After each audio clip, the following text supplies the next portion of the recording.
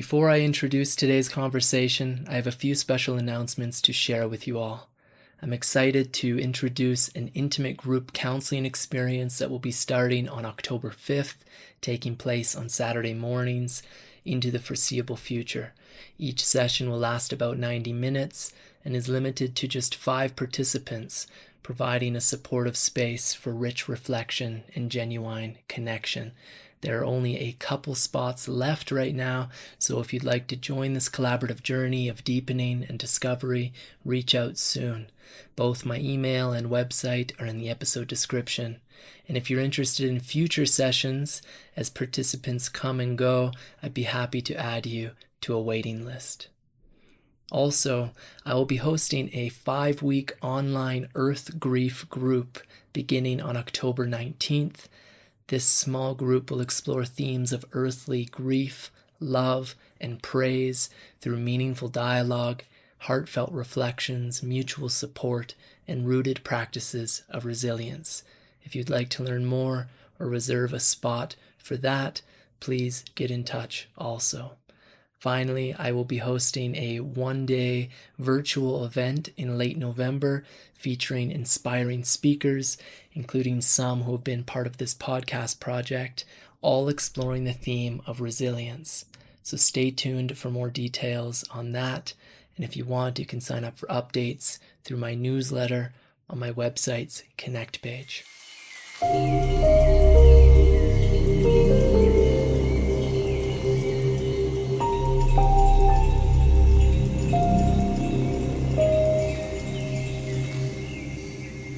Welcome to Wild Heart Revival, a gathering place for heartfelt conversations and stories as pathways of renewal and revival. I am your host, Te Tayari, and today's guest is Tim Matz. In this Carnal conversation, Tim shares some of his journey of maturation and his cultivation of heart-centered awareness. He reflects on how immersing himself in the wilderness, building relationships with horses, deepening his movement practice, and embracing fatherhood have forged his character, allowing him to more deeply connect with his elemental, ecological, and animal self. Tim invites us to reconnect with our inherent wild nature and intentionally nurture a resilient sense of belonging to Earth, just as he does for himself and his family. Tim Matz is a father, husband, traditional bow hunter, and multidisciplinary movement coach. Through a synthesis of various schools of practice and an emphasis on the natural environment, he aims to empower individuals to take responsibility for their health through effective and accessible education. Understanding that nature heals, Tim seeks to inspire others to return to their natural habitat and cultivate a thriving community centered around deep bond building with those who share similar aspirations and values. This philosophy is what he calls revillaging. If you're new to the show, you might like to know that I am a counseling psychologist with an online practice dedicated to supporting wanderers, wanderers, and edgewalkers. If you're curious about how my personalized threshold counseling could benefit you, I invite you to schedule a free insight call. This is a wonderful opportunity for us to connect, explore our alignment, and see if we might walk alongside each other during a pivotal moment in your life. To learn more about my orientation to counsel, including the guiding themes of the threshold counseling that I offer, and to schedule your free insight call, visit coyotecounsel.earth. There is a direct link in the show notes. For more content, including additional podcast episodes and my latest essays, follow that same link. And if you haven't already, I encourage you to subscribe to Wild Heart Revival on your favorite podcast platform. Additionally, your likes, comments, ratings, and shares are not only appreciated, but essential for nurturing the organic growth of these heartfelt conversations and stories. Now, let's welcome our wise and humble guest for today, Tim Matz. So, at some point you said, life is relationship. Don't get stuck in the mechanics. It's in the feeling. And at some other point you said, let's live from the heart. Let's create from the heart. Let's move from the heart. And that's really striking in 2024, being a Homo sapien, because of course those are short, brief, simple sentences. But I imagine it took quite a journey for you to be able to write that out and really mean it. You Mm. know, it's not so easy to not get stuck in the mechanics, and it's not so easy to live from the heart in today's day and age. So I'd be curious for you to share whatever comes up for you now around how you were able to really develop that kind of orientation in this life, what feels important and meaningful to share around that at this time. Yeah, and I mean, disclaimer is that I'm in the process of still actualizing my humanity, right? And so Of course. I say these things as a cultural orphan that wasn't raised in an intact culture. I wasn't initiated as a young man except through my own destructive habits. And it wasn't, I don't feel like I started growing up until quite later on in my years. So I have a lot of compassion for the human animal in regards to being in the mechanics, you know, or getting stuck in the mechanics, because mechanics matter. They matter. But, you know, the mechanics of movement, the mechanics of autonomic functions like breathing and nervous system regulation, these things that should be normal and happen automatically for us as they do a zebra or a gazelle. Like we've been disconnected from our habitat, and we've been removed from our people, and in that interdependent relationship with the natural world where all of this was just happening, right? And so we're now in somewhat of a zoo environment, and we're trying to learn how to move again, you know, how Mm, to breathe. And so we have to practice these things. And um, for some people, I think focusing on the mechanics of whatever it is might be a perfect starting point. I don't know. mm, I don't know what each person needs. I know that for a culture and people who are so hyper focused on how everything works and the compartmentalization of all these things instead of a like systems understanding of how everything's actually connected. I can see how we are like that with movement and how we are like that with living.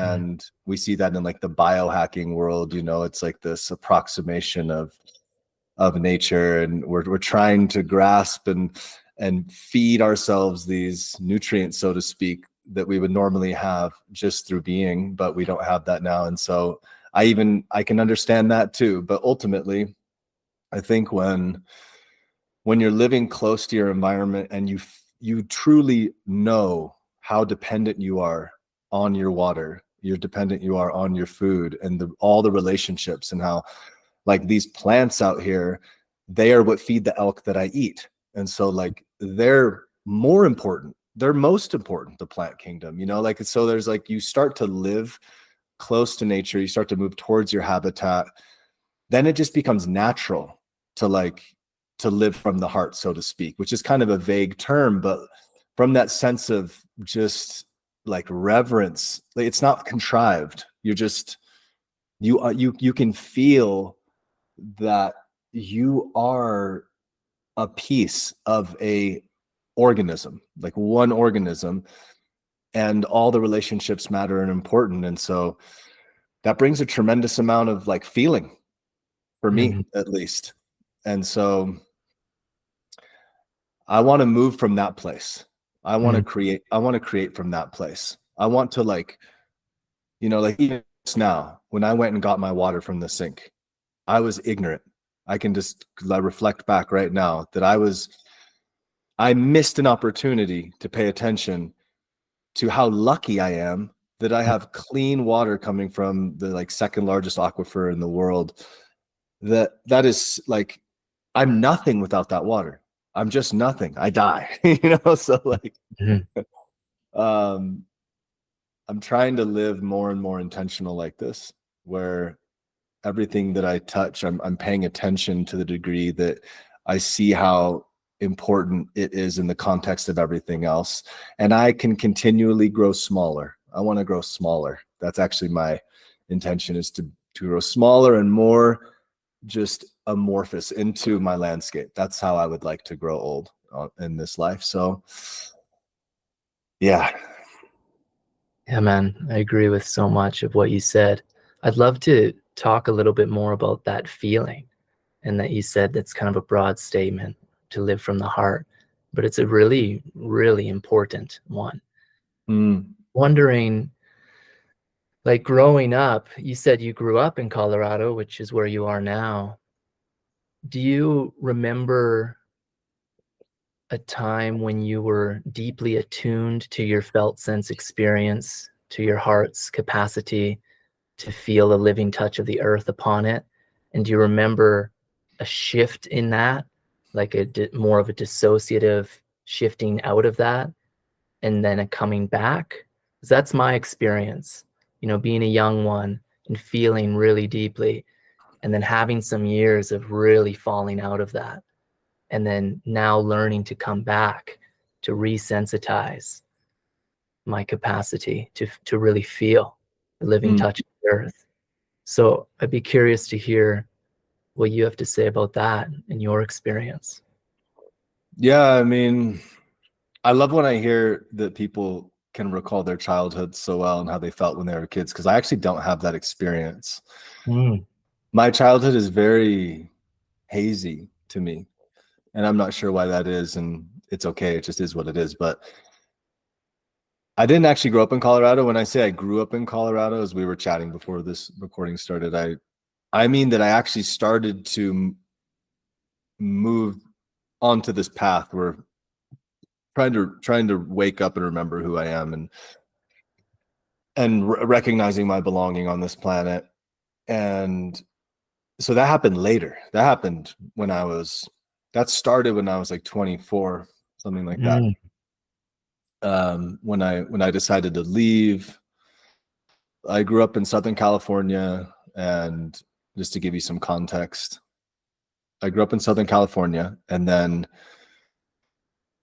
very disenchanted youth. I didn't understand anything about what was going on. I took to trying to understand things for myself outside of the education I was given in high school, and I started to feel very, very lost. I didn't understand all the injustice in the world. I didn't understand all the abuse of animals. I took to vegetarianism and then radical militant veganism for a while as an act of resistance against what I could control. That was my choice, what I thought was the right thing to do at that time, as a means to oppose this culture of death, which I still think more or less is pretty dominant on the planet. And so many different things happened between them, but ultimately I met a really dear friend of mine, who's still a good friend of mine, who I credit with saving my life, essentially. And maybe we saved each other on some level, but he taught me to fast, and he taught me to sleep outside, and taught me dynamic movement practices and breath work. And it was my first introduction into mindfulness practice, which I fell in love with, which eventually led me to doing a 180, leaving the hardcore music scene, cutting off all my friends, and just doing a 180 literally almost overnight into like an aesthetic hermit life. And that eventually led me to my teacher and my teachers, who's a man and woman. And that brought me into living in the wilderness for 6 years on retreat. And that was where what you're talking about started.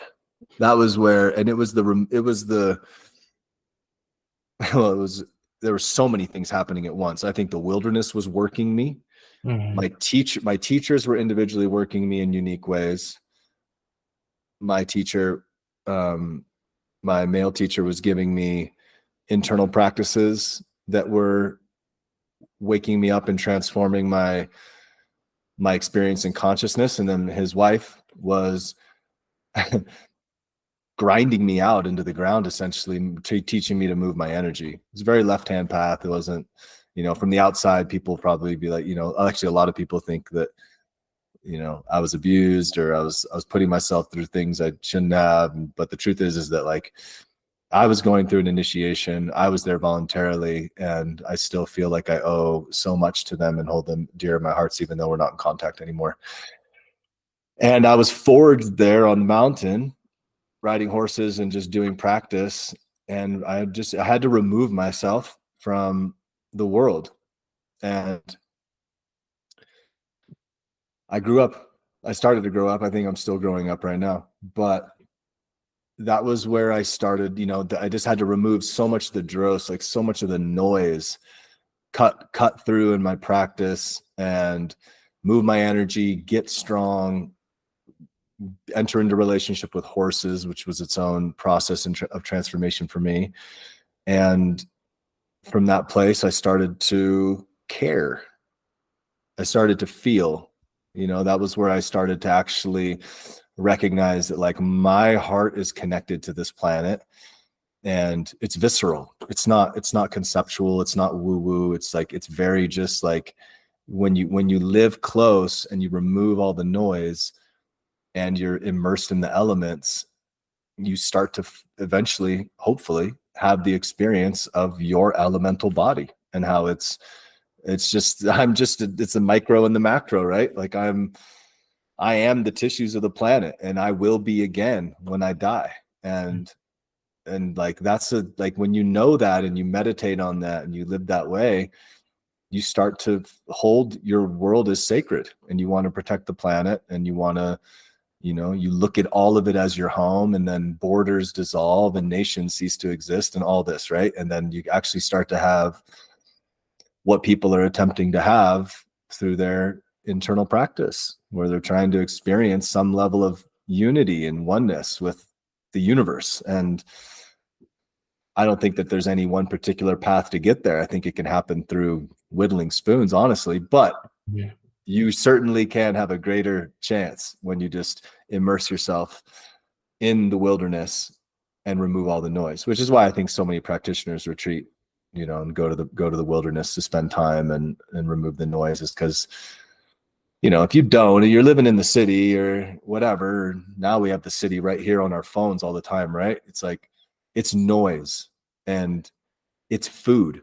And so, like, we're eating constantly. It's like we're taking in all the inputs from our environment all the time.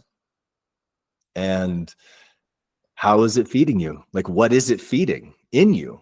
So it takes a lot of, like my teachers always said, there's no rest for the conscious, because you just have to always be vigilant and moving your energy and maintaining clarity, so that you can pay attention, so that you can go deeper.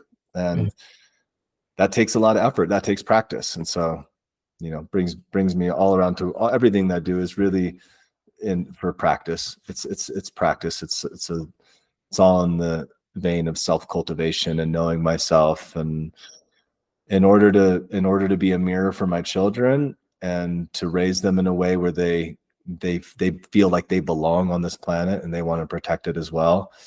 And as a means to just take advantage of this miracle of a experience, right? Where you get to be in a body, basically like in a gorilla that has the capacity for to experience beauty, like and I don't know maybe gorillas are experiencing beauty on the similar level, but like I'm just walking down the road and I'm like, look at these, like it's like a highway of sunflowers on all the roads. It's like or black-eyed Susans or whatever they are. They're in the same family, I think, but it's like they love the disturbed soil of the road that got paved, and they just line the road. And I'm like, I'm in awe of the flowers. And I'm like, what the hell? Like that we get to live like that. Like the clouds are so amazing. So you'll love it when you come to this valley, because like it's like as close to big sky country as Montana. And I'm just like looking at the sky and in total awe.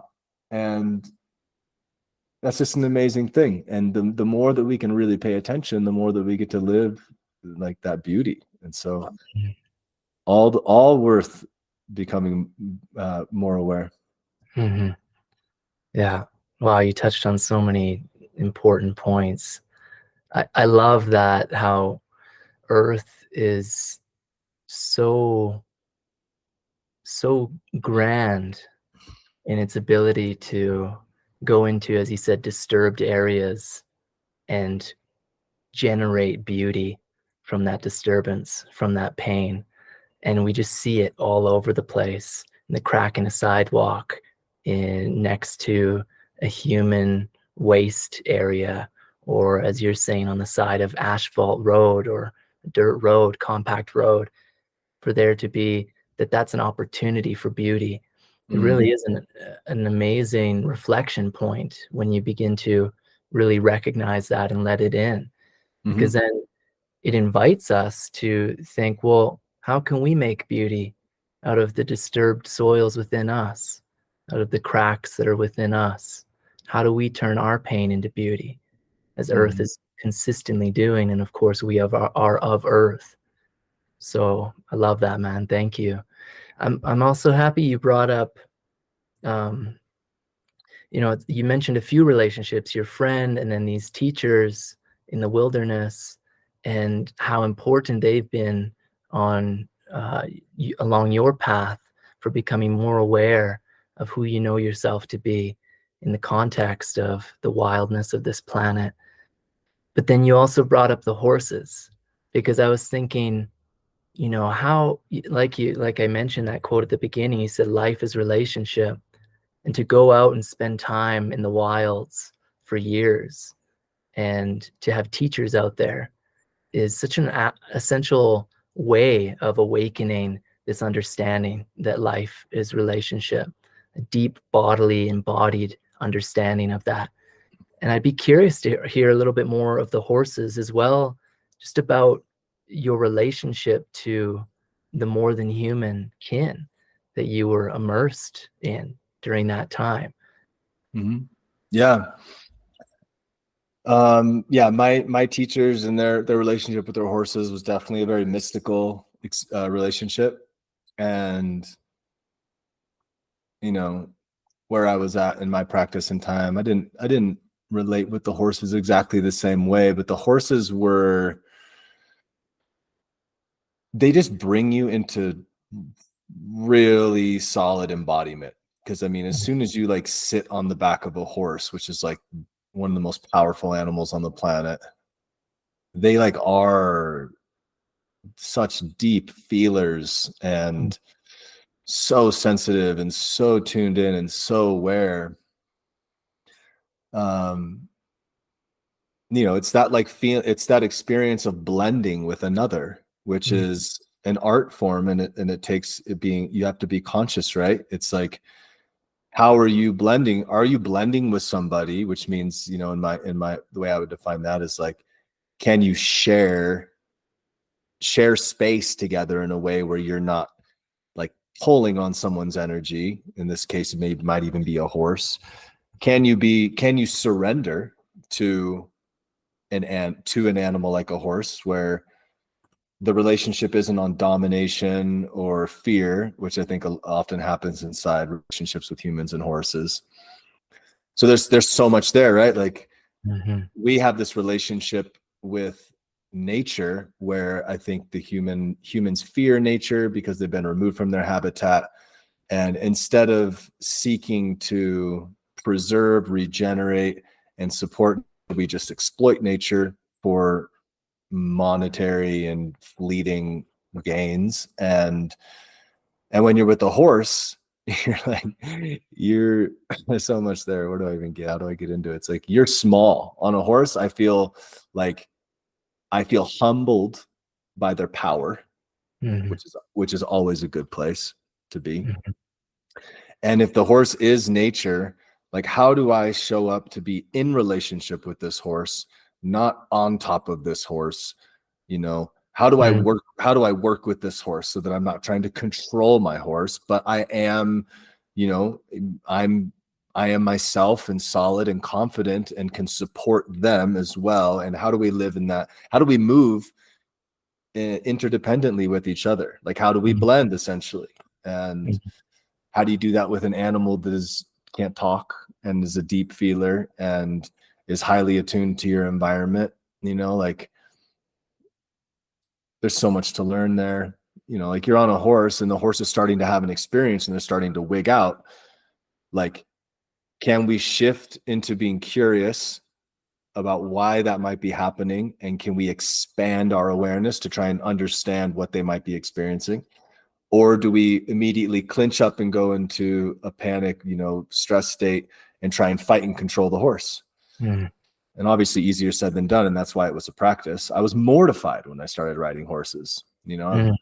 I didn't grow up like, loving going fast or loving heights, or, I didn't flex that muscle to a certain degree. And so I was scared to go fast on horses. I was scared to get on horses. It's just like, gosh, I mean, it's just like, it's an initiation into wildness. Like Mm-hmm. you are just faced with the wildness of a horse whenever you're with them. And even a domestic horse, like, you're just with them and you're like, wow, you're like a dinosaur. That's how I experience them. They're so far out. This magnificent. And yeah, it's so riding horses was a part of our practice. We'd ride horses 3 days a week up into the mountain, and it was scary for me, and I learned a lot. And yeah, it eventually led into me trimming horses' hooves, which is something that I've done for 10 years or so now, which Okay. I do on the side, mostly just because I still love to be around horses and smell horses, and I feel like a horse, so go be with my people. Yeah. Yeah. I, I'm wondering why you think that might be important to, like, sure, a horse is one example, an incredible example. But why might it be important for us to learn to deepen into relationship with these sentient, intelligent, ancient, deeply wise, and feeling beings that aren't human? Yeah. Well, because most of the world is not human. And if we live such a hyper individualistic world, it's just so insane. Mhm. And then again, really, it's like when you zoom out and you realize that you're dependent on all of the life around you, that all of it holds it all together, then it can be tremendously growth filled for someone to care about the other in some way. Mhm. It's like to extend beyond yourself. I think that humans are intrinsically good, and that we want to take care, and like when we don't want suffering to happen. I don't think on the deepest level, but yeah, so I think it's great to be in relationship with other creatures outside of humans, and to extend ourselves into the world, like, because it's such a human centric world, and that's destructive because it doesn't actually, we're just one life form. There's so much amazing life on the planet that's just as sovereign. So Mhm. I guess people might argue that, but Mhm. intact traditional cultures certainly believe that. Mhm. Yeah, this is one of the things that I really struggle with around cities. I mean, fundamentally, just civilization in general, but especially cities. And why I'm always urging people who do live in cities to at least weekly, ideally daily, turn to the semi natural ish spaces within cities to open up the feeling sense to those spaces and to the living beings, forces, and flows that are in those spaces. And even better, to find wilderness spaces that might be accessible, because it seems so obvious to me that as soon as you enter a city, you're in this like hall of mirrors where your humanity is being reflected back at you everywhere you look, and that those thousands upon thousands of reflections magnify or enhance or compound this dissociative mentation that is so um, inherent of civilization and so rampant at this time, and that has led to where we are, which is, you know, the very obvious destruction and pain and the turning away from the wild intelligences of the world that are really keeping things going. Like you said, the plants being most important, or more important. And so I wonder, like, I know that you work with a lot of people in a movement capacity and probably other capacities as well, as movement is connected to everything. I wonder how you incorporate this understanding, this sense that we need wildness, we need natural spaces, contact with natural spaces, to be able to awaken to our animal, to be able to awaken to our body and its sensuous sensibilities, so that we can become more human, so that we become more earthly, and so that we can be, proper stewards, proper companions. How about? Yeah, I think that what I'm always trying to encourage in my message and with people I work with is, like, you can't escape your biology. You can't escape your animalness. It's not even a matter of like finding it. It's actually who you are.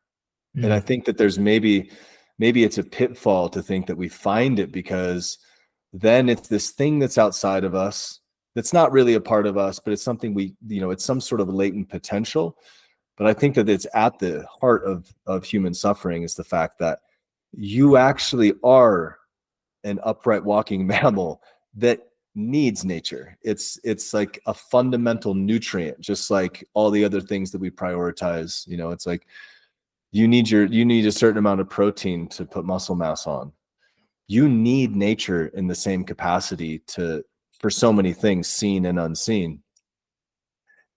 And I wish I had the answers, right? Because we've certainly come to an interesting time in the history of the human animal and the planet in general, where we're rapidly removing wild places to build, apartment complexes and whatnot. And it's tricky, right? Like, part of me is optimistic and part of me isn't. I'm feel like part of me thinks that's pessimistic and maybe just realistic. I don't really know. I I move in different directions based on what I understand and what I sense in the environment, and I certainly don't wish any suffering upon anybody. I really don't. And I also at times feel like I'm watching a ship sink, is what it feels like.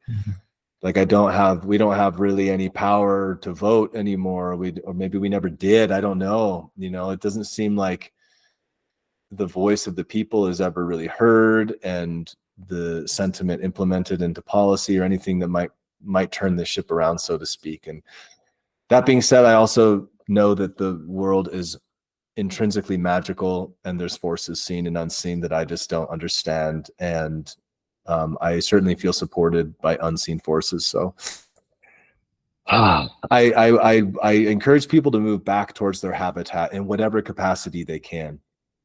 But often people come at me with, well, like, we just can't do what you're doing, or like we can't like all just go there. We can't all just go. We can't all be hunter gatherer, this and that. And I'm like, I get it.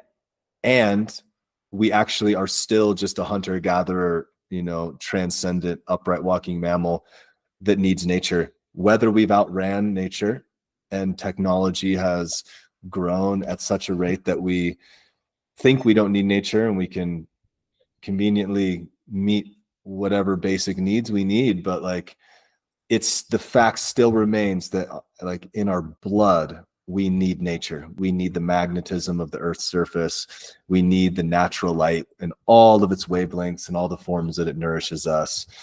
We need mineral rich food. We need relationship with our food, and that means actually being in the pursuit and acquisition of it, and life and death cycles. Like, we've removed all of that, or attempted to remove it from our life, and it has dehumanized us. And I think that makes it a lot easier to go click and drop a bomb on some family that you'll never look the face in, to support some imperialistic world takeover, and it's total madness.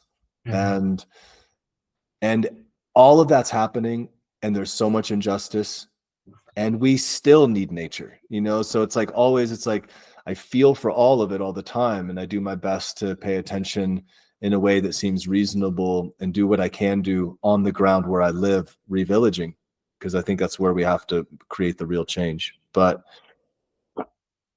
I don't know what people need to do, but I know that it starts with the perspective that we are nature and we need it, just like we need fat soluble vitamins or whatever, the things we prioritize and that come in bottles and things like this. It's like just like movement, right? Like movement should be a non-negotiable in my opinion, because it's like it's so much of what makes the human animal thrive. And historically, our landscape is what pushed us to move to all the time. We were moving all the time to protect our people, to explore new places, to acquire food and resources and shelter, whatever it may be. Maybe just for fun too. And we need it. It's not a choice. You actually don't get a choice. If you don't move, you will atrophy, right? Like that's just the way it goes. So yeah, it's tricky. It's like, and that being said, I have compassion for everybody is where they're at, and they need to do whatever they need to do to fill those biological necessities. Like you need to move. So if you can't go run up a mountain and lift boulders, that's okay. If you don't have a place to work out in your house, that's okay. Go to a gym. It's okay. Start somewhere. Like just know that you need movement, know that you need nature, and find a way to get there.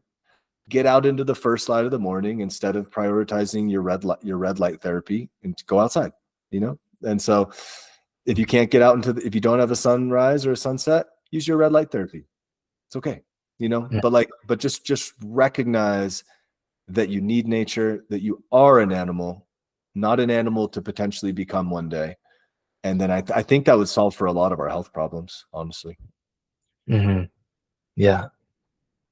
Yeah, it's such an important point that our movement as living beings of Earth has developed in landscape, that the only reason why we're even here or have any movement at all or any capacity to be moved essentially is because of the landscape.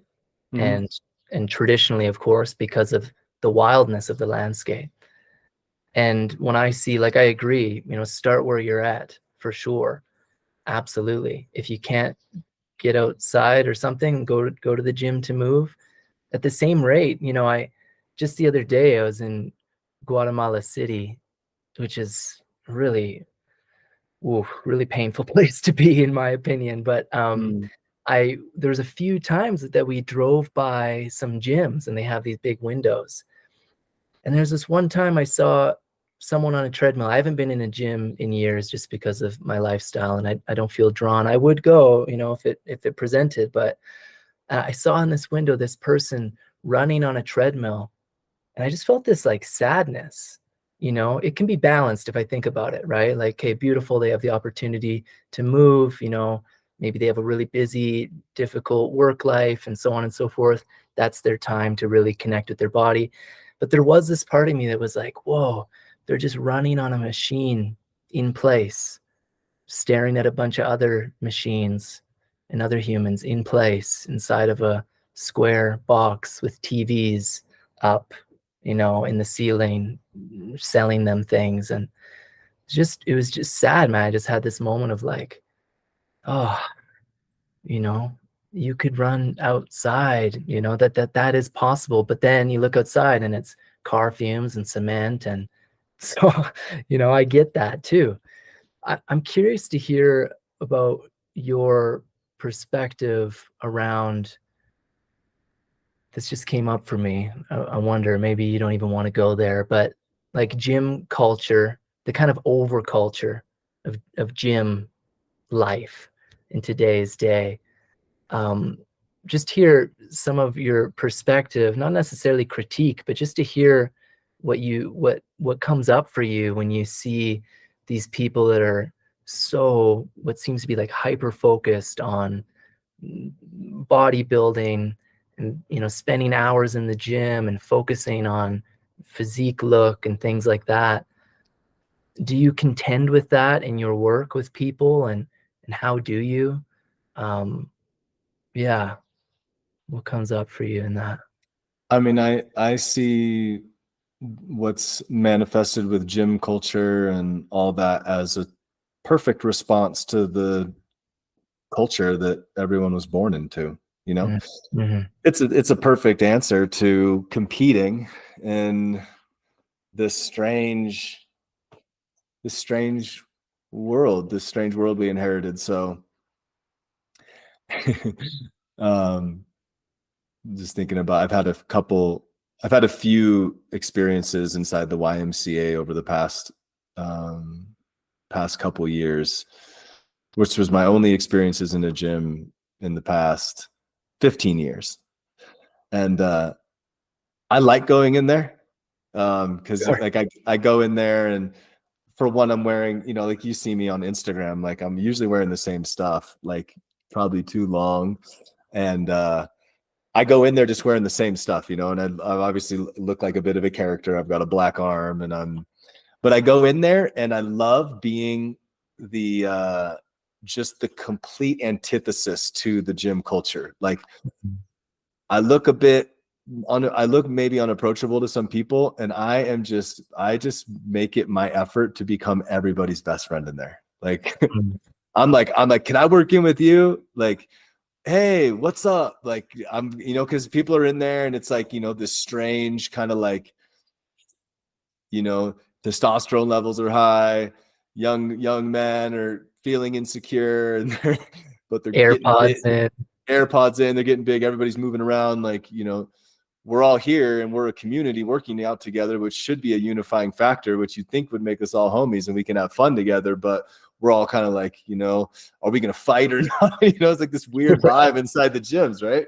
Yeah, And I yeah. just come in, I'm just like, what's up, guys? Like, just getting into everything.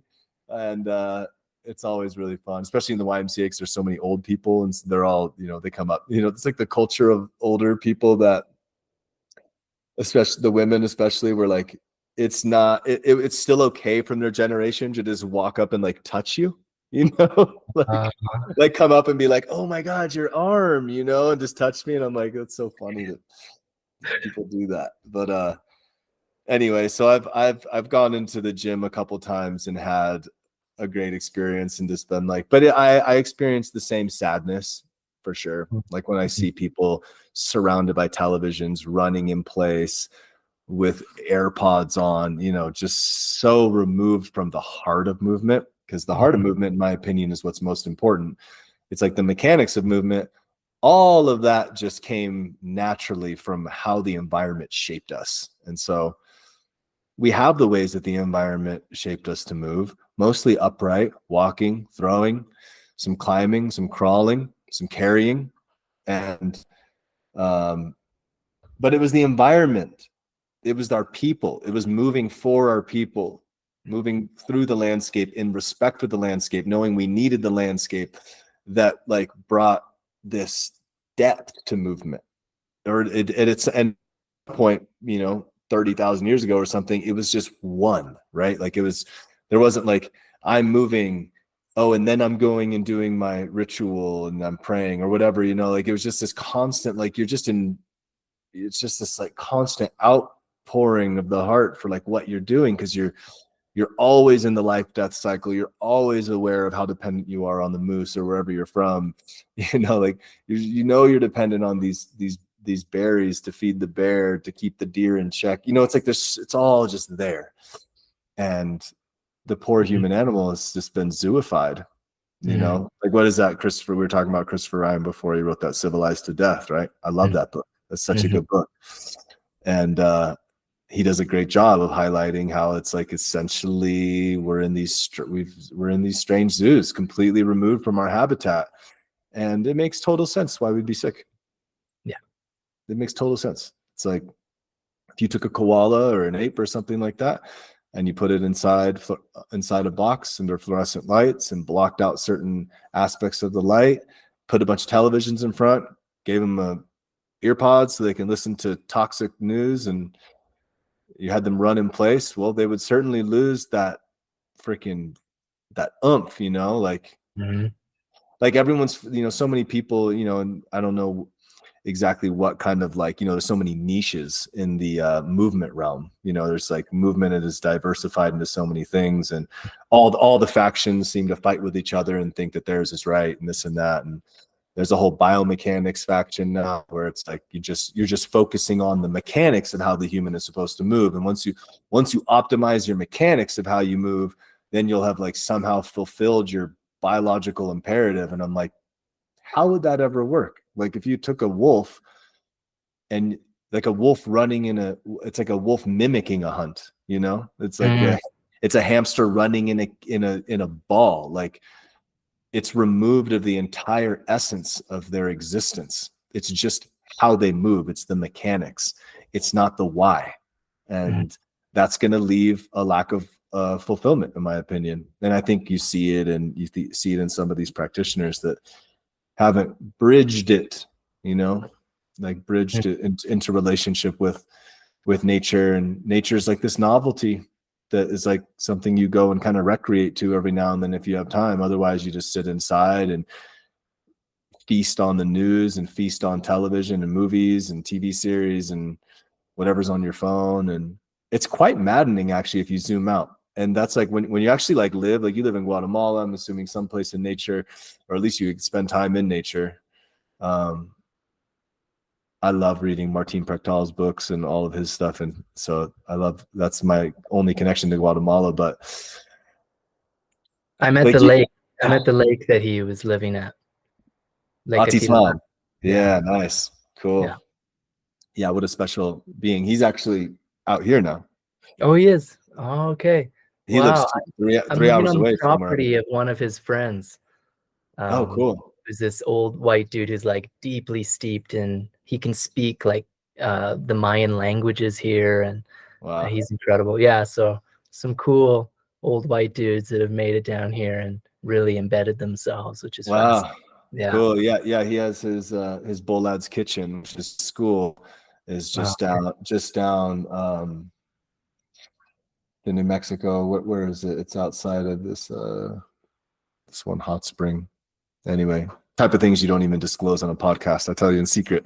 Yeah. But anyway, I have some really good friends who are students of his, and they brought Martin's teachings to me, and I've been he's just an absolute treasure of a human. And anyway, so that's its own whole conversation probably. But yeah, what were we talking about? Well, something that he does, if you don't mind me coming in here, something that he does that will relate to what we were talking about is that he has this way of writing that awakens your sensuous sensibilities, awakens your capacity to open yourself to the nuances of the flows and forces that are alive, the living intelligences seen and unseen in this world. And it's so important because something that you've mentioned a couple times is how there's this we've been completely inundated with this mechanistic reductionism, so much so that so many of us don't even understand how much our lives are influenced by that worldview, which of course isn't the worldview. You know, the scientific method, which is mechanistic reductionism, and unless you get into ecology and systems science and things like that. But for the most part, it's very much that mechanism, that reductionism. It's become our worldview. And of course, you start learning about, well, you start going out into natural spaces, and that starts to fall away naturally. You start learning about indigenous worldviews, and it opens you up to new ways of thinking, more systems thinking, more wholesome thinking. And so then it becomes less and less tolerable, in my experience and others I've talked to go to a gym and focus on bicep curls, to focus on calorie intake, to focus on these little minutia of what you might believe it means to be healthy, whole, Mm. integrated. That when you begin to expand your worldview out of that, that you start to see health in a completely different way. That holism starts to draw you into the outdoors more. It starts to draw you into your animal and your relationships more and more. And it's really a dying back of old stories, um, or stories that are dissociative in nature that have taken hold, and reliving new stories. And Mm. something else I've heard you say, and I think this is connected to what we're saying as well, or I saw you wrote, was you said, I want to step courageously into the discomfort of my insecurities and know myself beyond the stories I've had over the years. And I think that hyper individualism leads to insecurities, which leads to the gym culture that is so, I Mm. think, toxic to the to the self, to the other, to the planet. I'd Mm. be curious for you to jam on that a little bit if you feel comfortable with it. Like, what are some of these old stories or insecurities that you've been that have been dying back over time, and what does it really mean to know yourself beyond that and to take on new stories? And maybe what are a couple of those new stories? I imagine we've been touching on that, Yeah. but maybe something more specific to share. Yeah, I think there's a couple things there. It's like, I think that, I'll get to the more like meta point I have, but get to that after this. But I mean, I've been fed a lot of the same stories that most young boys of the West were fed, which deeply shaped my relationship with myself, with women, and in essentially nature as an extension that we could call the feminine. So I grew up like trying to be a tough guy. I grew up in a rugged, kind of rowdy crowd that glorified violence and destruction and disrespect for women and the objectification of women. And yeah, I lived, in my opinion, very toxic. And I look back and I'm not proud of any of it. And I've come to peace with it, and I've made as good amends as I can with the people that have been affected by Mm, my hands, whether it was, just whether I hurt people with my words or with my fists. And so, yeah, there was a lot of undoing I had to do around the, needing to recognize that I'm not compromising my power through cultivating sensitivity. I think that is something that men are taught, is that if, for a man to cry, for a man to feel sensitive, for a man to be vulnerable is a loss of power. But in my opinion, that is a man in his power. And like, have you ever been with a man in his total overwhelm of grief?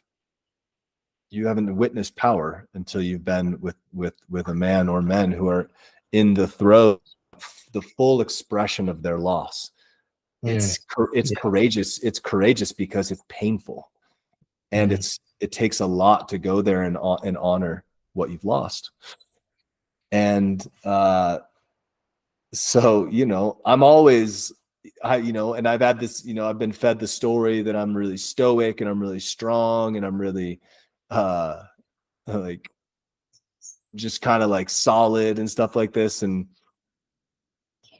I've had to, luckily I have a partner who's a clown in like the mystical sense, and like she's always breaking down my uprightness, right? And so so the greatest gift of my whole life is her, pretty much. So mm, yeah, there's so much undoing that I've been fed from this culture. And it's amazing because it's definitely affected my relationship with the natural world, because there's, in my opinion, it trickles in. If we're willing to exploit women, if we're willing to disrespect women, if we view ourselves even subconsciously, not even like in an overtly malicious way, but just this subconscious narrative that we on some level are superior to women, stronger, can make better decisions, better whatever it is, like all these things that we've been fed, which if men are willing to take a good look, you'll notice that they're in there a little bit, even if you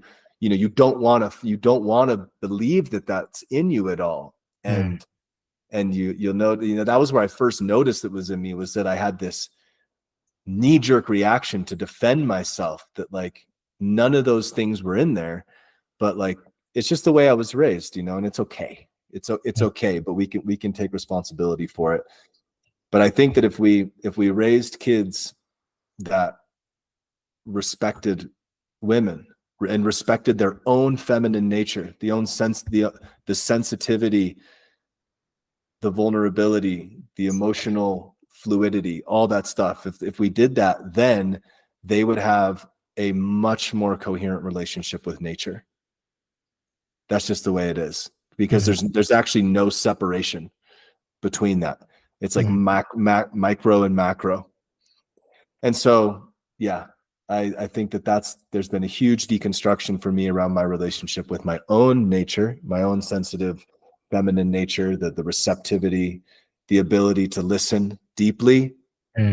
Geez, the ability to listen, like the ability to actually put my own agenda, my own narrative aside and be able to listen with the wholeness of my being. Maybe the greatest skill to cultivate, in my opinion, like greater than anything. And so, yeah, so that's that deconstruction, that story, all that stuff that's wrapped up in that has been immensely important for me. And then one other thing that I think that's really important is like we aren't our thoughts, yet all of us are, most of us, probably all of us, battle with this inability to create space between our thoughts and just the ability to be present and aware and be paying attention. And so I think that it's important for all of us, because we have the capacity to, which is a really magical thing that the human animal has, is like the ability to dedicate our attention to where we can actually have the experience of ourselves beyond our personality. So the direct experience of ourselves in consciousness that isn't wrapped up in any sort of story of who we are, which in itself is natural.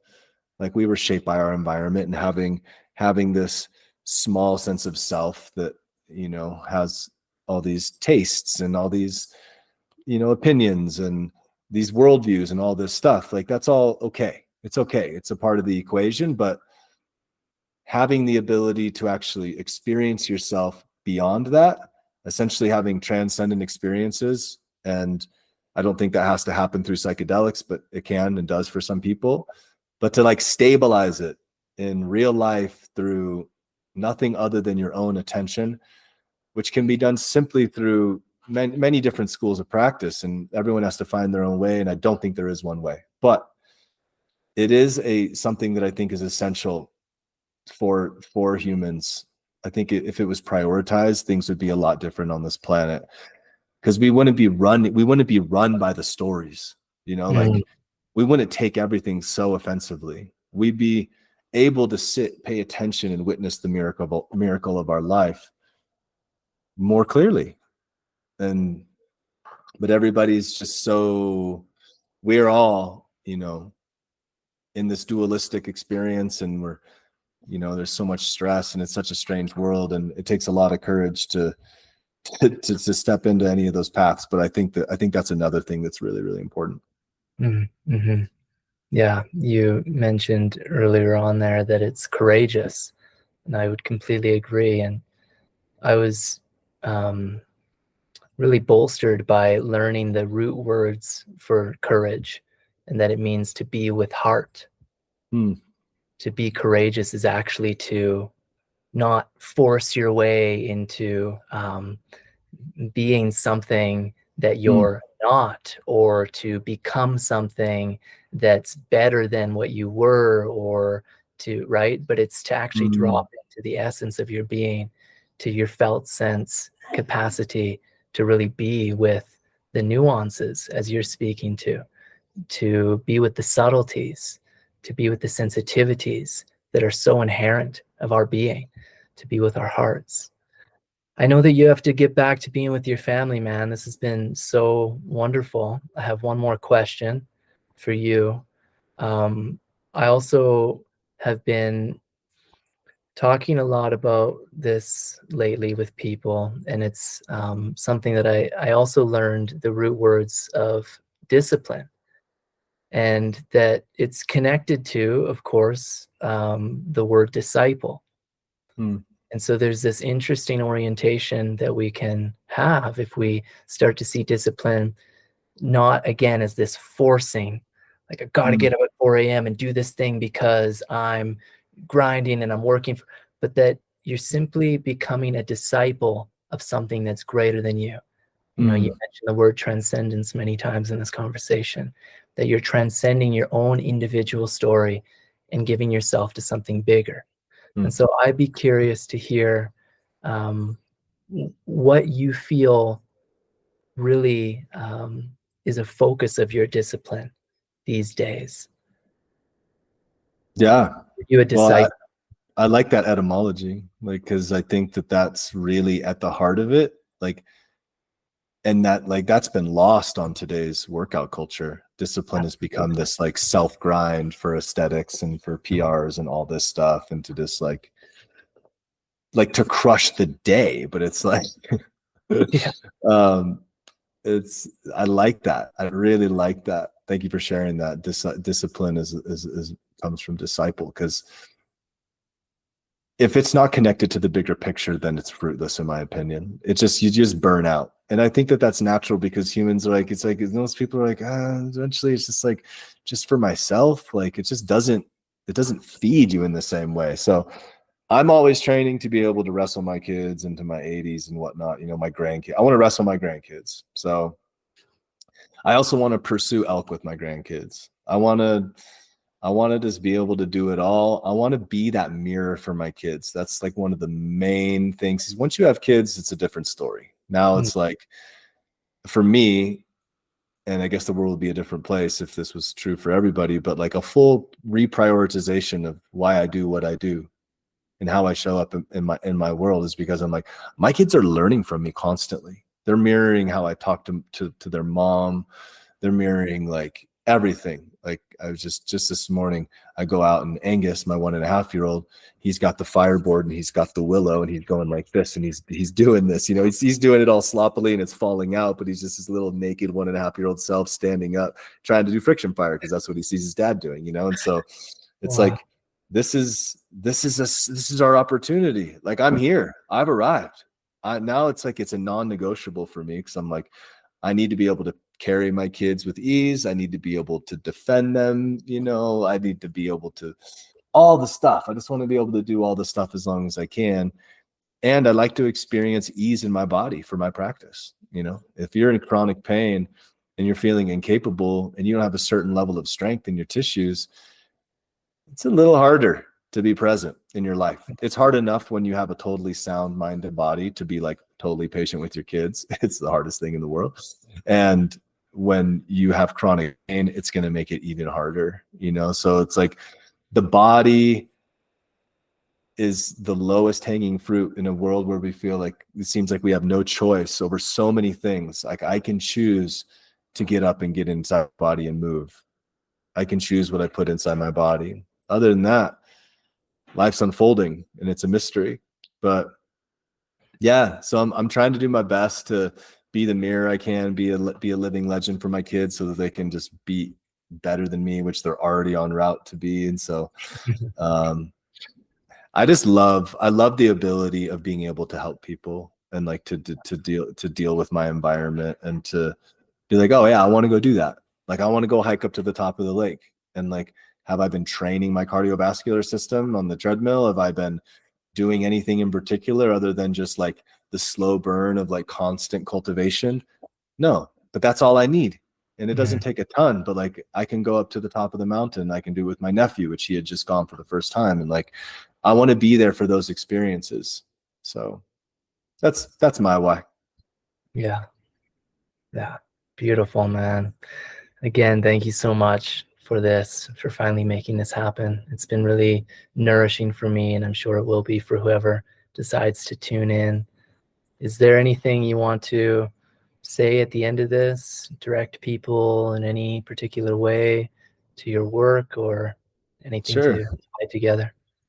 Yeah, you know, I've since I came onto the internet, which was about a year ago, I've had kind of my mission has been to kind of stand in opposition to the world of high ticket coaching and the gatekeeping around movement and the gatekeeping around the simple free things that should be intrinsic to the human animal that we should have been taught when we were kids. And so I've done my best to provide training and coaching at as close to free as possible. And I feel like there's a responsibility for people that have as much attention on the internet as I do to make their stuff accessible, because we need a healthy population. We actually need a robust and resilient, connected population, not country, population, world that prioritizes their health and can take care of their communities and protect the wilderness. And so my whole goal has been to do that. So I have a membership platform that people can check out if they want. You can go to my website. It's timmatz.com. And I've got a free morning routine there if people want something just to get started somewhere. I think it's really valuable practice, and a very affordable membership. It's $10 a month, or you can get 2 months free. And I work very closely with everybody in there. And yeah, you can find me at Move Like Human on Instagram, of course. And yeah, people can reach out. I usually respond to everybody who has questions and stuff like that. And yeah, just keep moving towards your habitat the best you can. That's a great gift that you give, man. The work that you offer, and your orientation and your presence and the way you show up. So thank you. Thank you.